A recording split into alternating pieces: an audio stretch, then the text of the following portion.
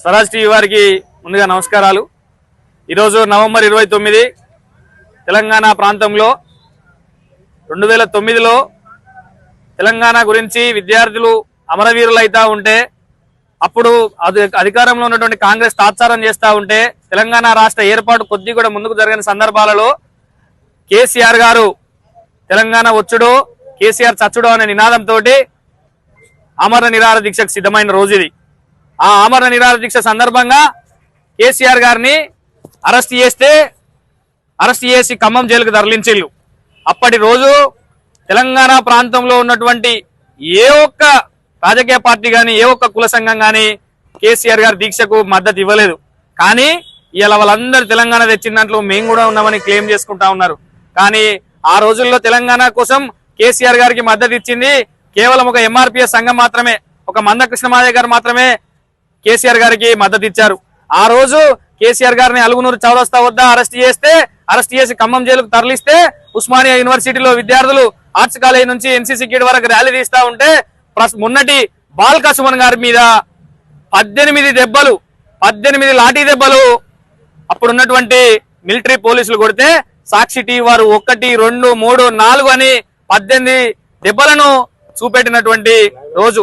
అట్లాంటి ఉద్యమ పరిస్థితులు కనీసం ఒక్క తెలంగాణ ప్రాంతానికి సంబంధించిన ఏ ఒక్క రాజకీయ పార్టీ గాని ఏ ఒక్క ప్రజా సంఘం కూడా అప్పుడు తెలంగాణకు మద్దతు ఇయ్యలే। కేసీఆర్ గారి ఆమరణ నిరాహార దీక్షను చూసి అప్పుడు విద్యార్థులపైన జరిగినటువంటి లాఠీ చార్జిని దృష్టిలో పెట్టుకొని తెలంగాణలో ఉన్నటువంటి ఏ రాజకీయ నాయకులు స్పందించకపోతే అప్పుడు శ్రీకాంతాచారి పెట్రోల్ పోసుకొని తగలబెట్టుకున్నాడు తన శరీరాన్ని।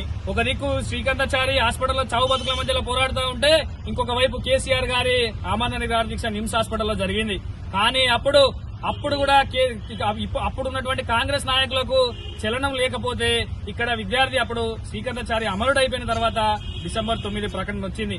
కానీ ఈ దీక్షలో కేసీఆర్ గారు ఆమరణ నిరాహార దీక్ష విరమించిండు అని చెప్పేసి తప్పుడు ప్రచారాలు చేసినప్పుడు అప్పుడున్నటువంటి రోషయ్య ప్రభుత్వం అయినా కూడా తెలంగాణ ప్రజలు ఒకవేళ కేసీఆర్ ఆమరణ నిరాహార దీక్ష విరమించినా కూడా మేము మాత్రం తెలంగాణని ఈసారి వదిలిపెట్టేది లేదని అప్పుడు ప్రజలంతా సిద్ధమై రోడ్ల మీదకి వచ్చి తెలంగాణ వాదాన్ని చిన్న పిల్లోని కంచెలు మొదలు పెడితే పండు ముసలి వరకు కూడా ప్రతి ఒక్కరు తెలంగాణ వాదాన్ని ఎత్తుకొని ఆ 9 రోజులు కేసీఆర్ ఆమరణ నిరాహార దీక్షను అసలు ఎంత విజయవంతంగా చేసిరంటే దాని తర్వాత అనేక సందర్భాలు జరిగినాయి। మళ్ళా డిసెంబర్ 23 ప్రకటన వెనక్కు పోయింది। డిసెంబర్ 23 ప్రకటన వెనక్కు పోతే అప్పుడు ఉన్నటువంటి తెలంగాణ రాష్ట్ర ఇన్ఛార్జి గులాం నబీ ఆజాద్ అంటాడు నెలలోపట మేము దీని ప్రక్రియను కంప్లీట్ చేస్తామంటాడు। నెల తర్వాత విలేకరులు పెడితే నెల అంటే 30 రోజులైనా అని ఎటకార మాటలు మాట్లాడతాడు। ఇట్లాంటి అనేక సందర్భాలున్నాయి।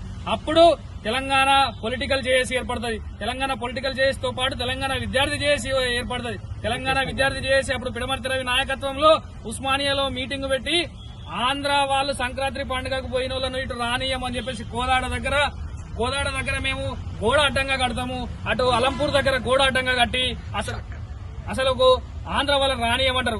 కానీ మళ్ళా పొలిటికల్ జేఏసీ ఏర్పడిన తర్వాత పొలిటికల్ జేఏసీ ఇచ్చిన పిలుపు మేరకు అప్పుడు తెలంగాణలో ఉన్నటువంటి 119 ఎమ్మెల్యేలు రాజీనామా చేయాలంటే మన వరంగల్ జిల్లా నుంచి మా స్టేషన్ గన్పూర్ నియోజకవర్గ ఎమ్మెల్యే అప్పుడే మొదటిసారి గెలిచిండు డాక్టర్ తాటికొండ రాజయ్య గారు, మహబూబ్ నగర్ నుంచి జూపల్లి కృష్ణారావు గారు, ఆదిలాబాద్ నుంచి సోమారావు సత్యనారాయణ గారు, 3 ఎమ్మెల్యేలు రాజీనామా చేసిళ్ళు। కానీ మా ఎమ్మెల్యే మొదటిసారి గెలిచిన మన ఉమ్మడి వరంగల్ జిల్లాకు సంబంధించినటువంటి ఎమ్మెల్యే రాజీనామా చేసి ఇలా తెలంగాణ రాజన్నగా పేరు తెచ్చుకున్నాడు। కాబట్టి ఇలాంటి తెలంగాణ దీక్షా దివాస్ నుంచి తెలంగాణలో ఉన్నటువంటి తెలంగాణ ప్రజలందరూ స్ఫూర్తి తీసుకుని ఈ తెలంగాణను బంగారు తెలంగాణగా నిర్మించుకునే దిశగా ప్రభుత్వాలు ఉంటాయి పోతాయి। సరే ప్రభుత్వాలు తెలంగాణ ప్రజలు మనల్ని 10 సంవత్సరాలు ఆశీర్వదించారు, ఒకసారి వాళ్ళకు అవకాశం ఇచ్చారు। కానీ వాళ్ళు చేసే తప్పిదాలను కూడా మనము ప్రజల్లో అయితే చూపెట్టవలసినటువంటి బాధ్యత టీఆర్ఎస్ పార్టీ శ్రేణుల మీద అందరి మీద ఉందని గుర్తు చేస్తూ ఇంత మంచి ఉద్యమ స్మృతులను గుర్తు చేసుకోవడానికి అవకాశం ఇచ్చినటువంటి జై స్వరాజ్ టీవీ వారికి కూడా మనస్ఫూర్తిగా ధన్యవాదాలు తెలియజేస్తా ఉన్నాం।